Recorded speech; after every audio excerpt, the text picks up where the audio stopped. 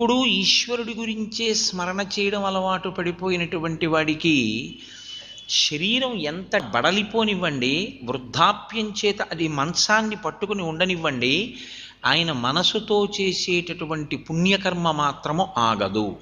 అది అలా నడుస్తూనే ఉంటుంది.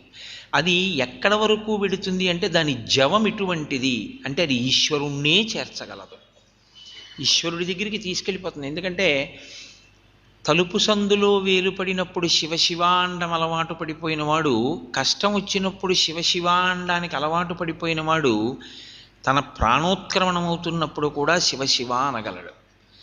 అసలు మనస్సుని ఈశ్వరుడి దగ్గర పెట్టడం చేతకానివాడు ఎంత బలవంతుడైనా ఈశ్వరుడి దగ్గరికి తీసుకెళ్ళి కూర్చోపెడితే శరీరాన్ని కూర్చోపెట్టగలరేమో కానీ మనసు మాత్రం ఈశ్వరుడి దగ్గర నిలబడదు.